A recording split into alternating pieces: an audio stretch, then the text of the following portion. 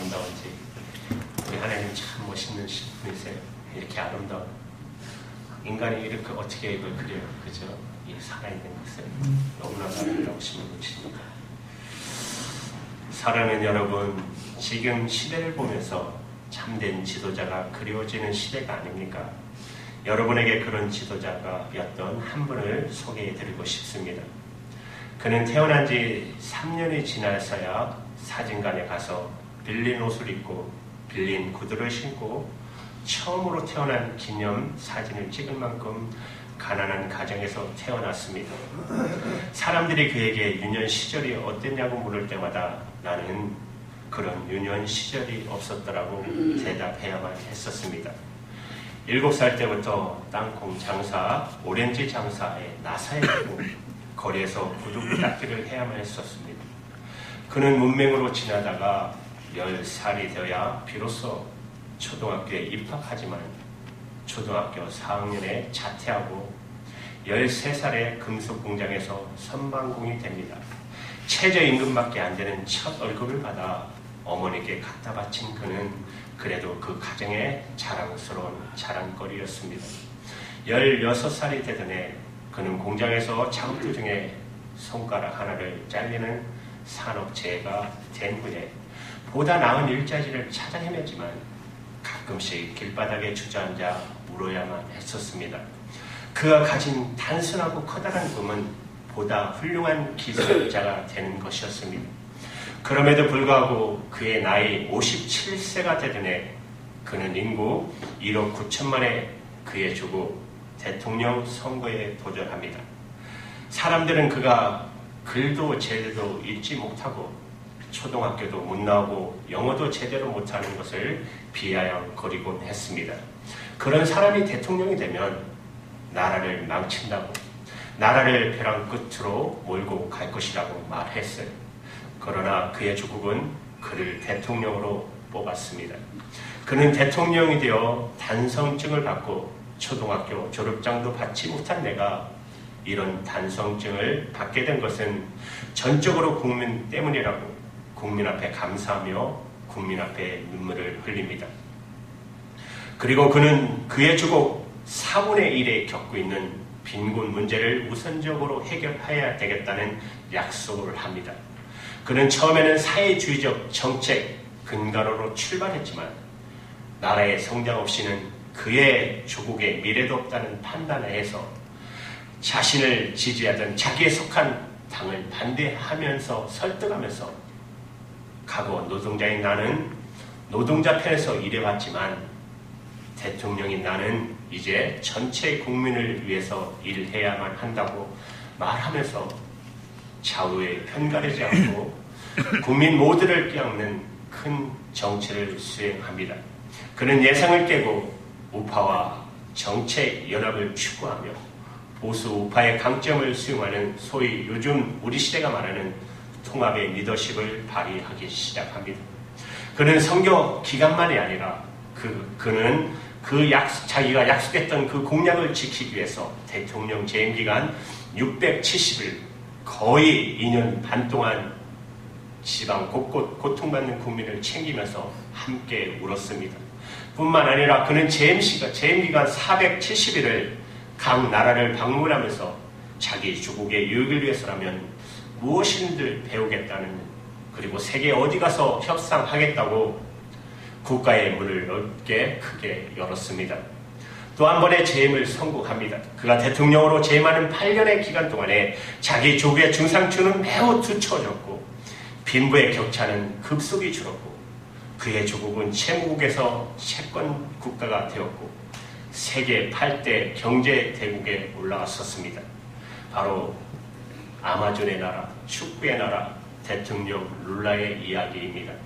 브라질 언론은 오늘날 자신들이 이만큼 누릴 수 있었던 조국의 기적은 그들이 사랑했던 대통령 룰라가 보여줬던 눈물의 기적이었다고 쓰고 있습니다. 이런 지도자가 이 시대에 필요하지 않습니까? 이런 지도자가 그리워지는 시절이 아닙니까? 그런데 오늘 성경 본문을 보시면 이스라엘 역사 속에서도 그런 보기 드문 지도자 한 사람을 소개하고 있습니다. 바로 남북으로 갈라진 이스라엘 북왕국 유다 제13대 대왕으로 25세 왕의 직위에서 25년간을 통치했던 히스기야라는 왕이 있었습니다. 그는 우상 숭배에 빠졌던 자기 아버지와는 달리 오직 하나님을 경외하는 왕이었고 하나님 여호와 앞에 정직하게 행하는 지도자였어요. 그에 대한 역사적인 평가를 열왕기와 18장 5절은 이렇게 기록하고 있어요. 히스기야가 이스라엘 하나님 여호와를 의지하였는데 그의 전후 유다 여러 왕 중에 그러한 자가 없으니 유다 역사에 그런 왕이 없었다. 그런 지도자가 없었다라고 기록하고 있어요. 그는 성전을 수리했어요. 종교개혁을 추진했어요. 성내에 비밀스러운 수로를 건설했어요. 밖에서 어떤 적이 침입해와도 국민을 살릴 수 있는 기적같은 수로를 완성한 것입니다. 이 수로를 히스기야의 수로 이렇게 불려지고 지금도 이스라엘을 방문한 분들은 그 수를 따라 걸어갈 수 있게 되어 있어요. 그러나 무엇보다도 이스라엘 백성들을 그를 눈물의 지도자로 기억하고 있습니다. 에레미야가 눈물의 선지자였다면 히스기야는 눈물의 왕이었습니다. 오늘 보면은 어느 날 그의 눈물의 기도가 초래했던 기적의 사실을 증언하고 있습니다. 그의 눈물의 기도가 초래했던 그 기적의 결과, 그리고 그 기적이 가능했던 비밀을 오늘 함께 살펴보고자 하는 것입니다.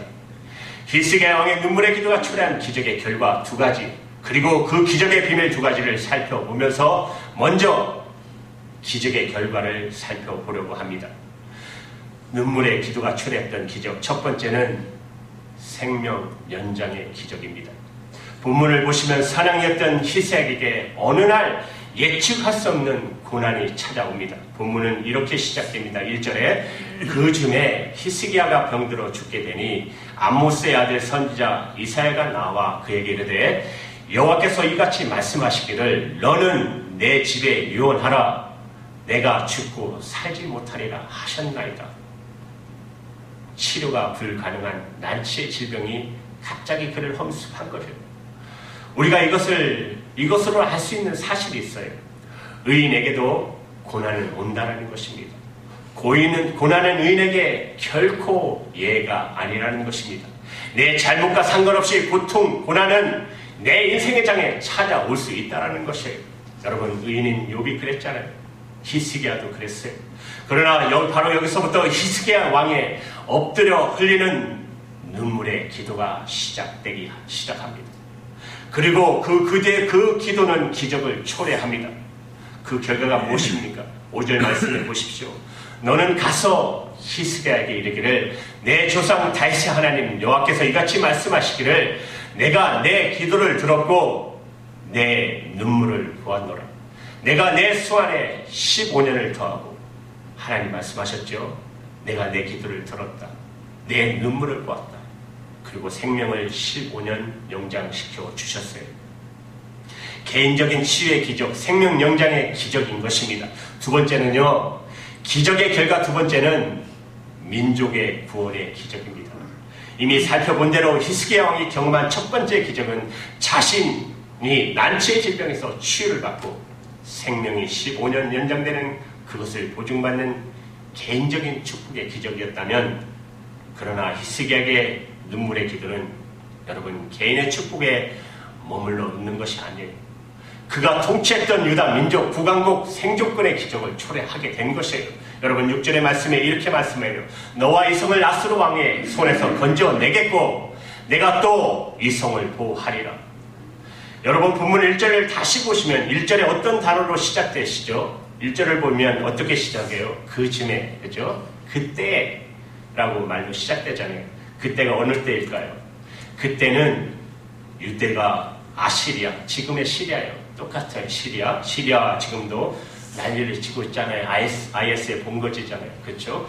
그 당시 제국이었던 아수르의 침공이 시작되고 있던 그때에 만약 이스라엘이 아수르의 노예가 된다면 여러분 지도자로서 그가 그의 기도를 응답받았다고 한다 해도 노예가 된 채로 민족이 망한 채로 15년을 더 사는 것이 여러분 무슨 의미가 있겠습니까? 그래서 히스기야는 엎드렸어요. 그래서 기도했어요. 그의 눈물의 기도는 단순히 자신의 생명만을 연장해달라는 기도는 아니었어요. 아마도 이렇게 기도했을 것이에요. 하나님, 이 민족이 위기를 만나고 있는데 제 생명마저도 가져가시면, 지도자인 제 생명마저 가져시면 하나님, 이 민족 어떻게 되겠어요? 이 민족의 구원을 위해서라도 저에게 생명을 좀 연장시켜 주십시오. 저는 분명히 히스기야 왕은 이렇게 기도했을 것입니다. 이런 기도를 하나님은 들으신 거예요. 그의 눈물을 하나님이 보신 거예요. 그리고 그 기도의 응답의 사인으로 본문에 보시면 징조라는 단어가 나와요. 기도의 응답했다는 징조, 표징으로 우리는 본문 7절과 8절에서 그런 표징의 하나님의 응답의 목소리를 듣습니다. 7절에 나 여호와가 말한 것을 내게 이를 증거로 이 징조를 내게 주리라. 보라, 아스의 일령뼈에 나갔던 해 그림자를 뒤로 10도 물러가게 하리라 하셨다 하라 하시니, 이에 일령뼈 해시계죠. 해시계에 나갔던 해의 그림자가 10도로 물러가니라. 지금은 시계를 손목에 차고 또 집에 가면 벽시계가 다 있잖아요. 그런데 어느 날 그 벽시계의 시계가 오른쪽으로 가는 시계가 왼쪽으로 간다면 놀라지 않겠어요? 또 고장났다고 생각할 수도 있겠네요. 그죠? 그런데 해 그림자가, 이거는 불별이잖아요. 갔던 곳이 10도가 뒤로 물러갔어요. 갔던 얼마나 놀랬겠어요. 그러나 그것을 이미 선지자 이사야에게 통해서 예고를 들었잖아요. 그래서 그것을 보고 하나님이 틀림없이 내 기도를 응답하시는구나. 기도의 응답 사인을 보고 얼마나 히스기야 왕이 감격했을까요? 얼마나 감사했을까요? 그는 이제 벌떡 일어나 자기의 조국을 지키기 위해 현장으로 다시 나아갑니다. 여러분, 그렇다면 여기 우리가 다시 물어야 할 질문이 있어요.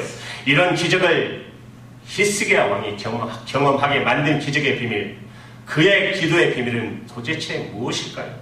무엇이 하나님으로 하여금 히스기야 왕의 기도에 귀를 기울이게 했을까요?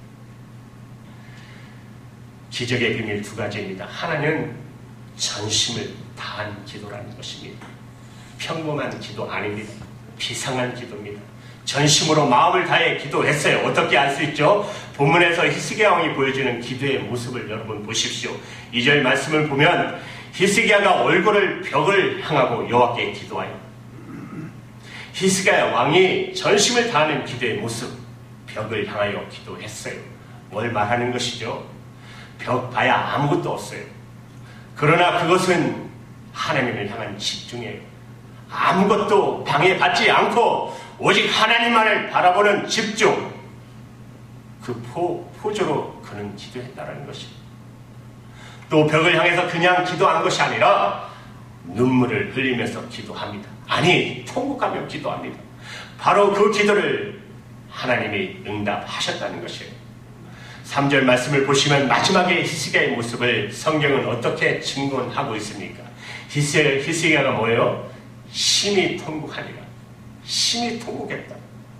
사랑하는 여러분, 하나님은 결코 통곡의 기도, 눈물의 기도를 외면하지 않으십니다. 삶이 힘드세요?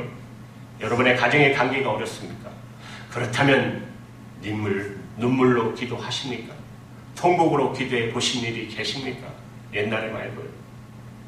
여러분, 하나님은 자신이 사랑하는 자녀들이, 자신의 백성들이 눈물로 기도할 때 그것을 반드시 지켜보고 계십니다. 5절에 내 기도를, 내 눈물을 그렇게 말씀하셨잖아요. 더 쉽게 말씀드리면 하나님께서 눈물에 약하십니다. 여러분, 언제 눈물로 기도해 보셨나요? 가정을 위해서, 우리 교회를 위해서, 여러분이 하시는 일에 대해서, 아니 우리 지금 지도자들을 위해서 여러분 눈물로 기도해 보셨습니까? 불과 40년 전만 해도 여러분 우리 조국의 산마다 꼴짝이마다 기도 소리가 가득 찼었습니다. 통곡하며 기도하는 기도가 어디선지 들릴 수 있었다라고 목사님들이 말합니다. 어느 사이인가 그런데 그 기도가 사라져 가고 있다는 것입니다. 교회도 마찬가지입니다. 저는 눈물로 우리 민족이 힘든 시절에 기도하셨던 우리들의 선배들이, 여기 앉아 계신 여러분들이 계셨기 때문에 하나님은 그 기도를 들으셨고 그 기도 때문에 오늘 우리 민족이 이만큼 이렇게 하나님께서 축복하셨다고 믿습니다. 하나님의 거룩하신 인여가 자비, 여러분의 전심 어린 기도 때문에 사랑하는 여러분, 나라를 비판하고 정치인을 비판하는 것은 너무 싫습니다. 그러나 그건 해결되지 않습니다. 여러분 진짜 이런 지도자 원하세요? 지금부터 기도하셔야 됩니다. 우리 선배들이 민족과 나라와 우리 지도자를 위해서 기도한 것처럼 여러분 이제 진짜 전심으로 기도하셔야 합니다. 지도자들을 위해서 전심을 다하여 기도해야 됩니다. 히스기야의 기도가 그 기적을 가져올 수 있던 비밀 뭐라고요? 마음을 다한 기도, 전심을 다한 기도입니다. 두 번째는 삶을 성찰하는 기도였습니다. 삶을 성찰하는 기도. 히스기야가 아수르의 침입을 받고 거기에다가 자기 자신이 난치병을 알게 되었을 때 그는 무엇보다도 자신의 삶을 먼저 성찰해 보았을 것입니다. 하나님, 제가 도대체 뭘 잘못해서 이런 병이 왔나요? 제가 지도자로서 무엇을 잘못을 저질렀길래 저 아수르가, 우리나라가 침공을 받고 있습니까? 그런 생각 안 했을까요? 그것은 어쩌면 신앙인이라면 자연스러운 성찰의 순간일 것입니다. 저는 이러한 자기 성찰의 기도를 히스기야가 하나님 앞에 드리는 모습을 봅니다. 3절의 말씀을 보시면 가로되 여호와여 구하오니 내가 주의 앞에서 진실과 전심으로 행하며 주의 목전에서 선하게 행한 것을 추억하옵소서 하고 심히 통곡하니 이 기도를 오해하시면 안 됩니다. 하나님, 저는 선한 일만 하고 잘못한 거 없잖아요. 이런 기도 아니에요. 이 말씀 잘못 읽으면 자기의 선함과 부족함이 없다는 것을 주장하는 기도가 아니라는 것입니다.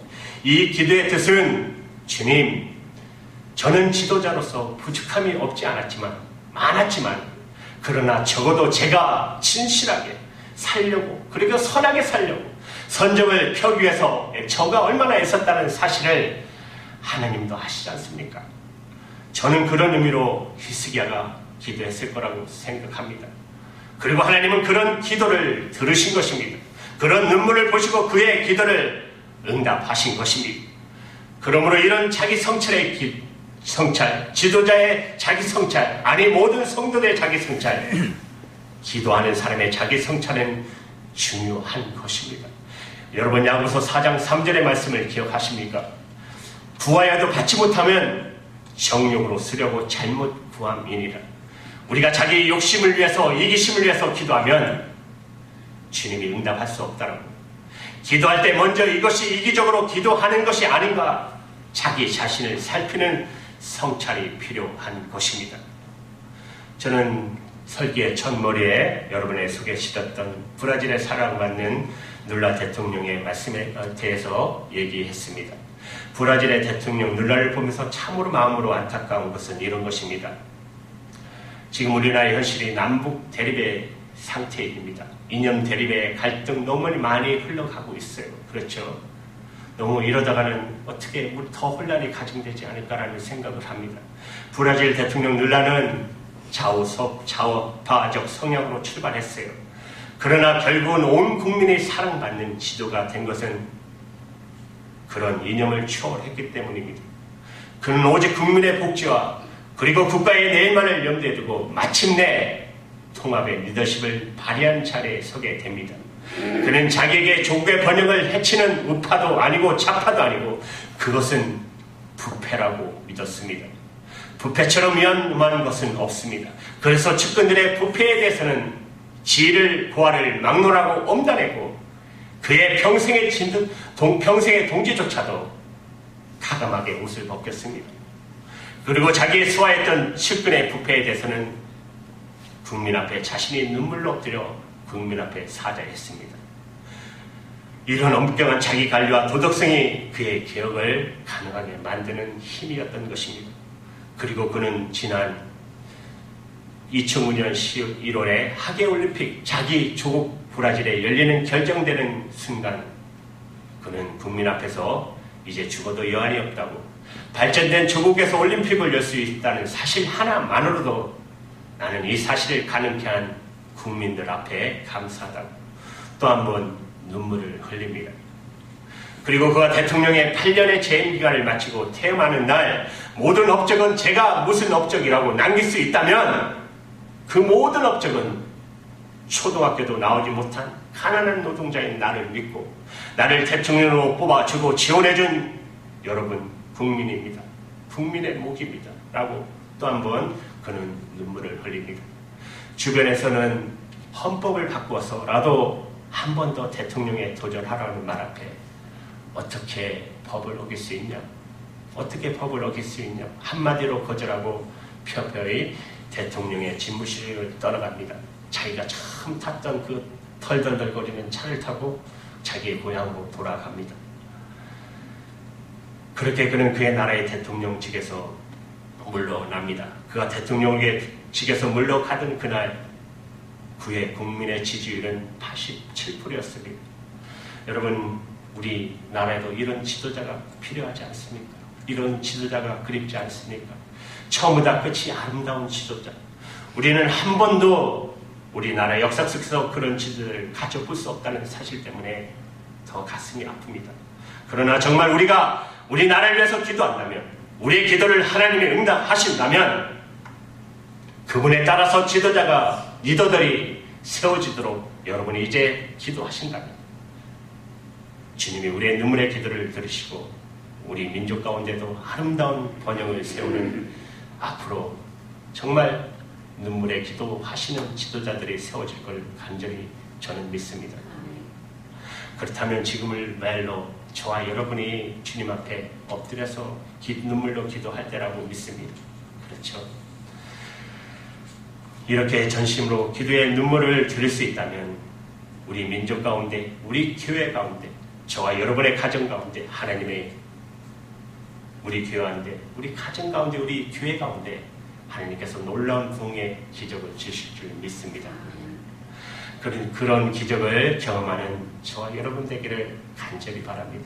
여러분 기도하십시오. 전심으로 기도하십시오. 눈물로 기도하십시오. 가정을, 교회를, 나라를 위해서. 그래야하면 하나님이 반드시 부흥을 우리 가운데 주실 것입니다.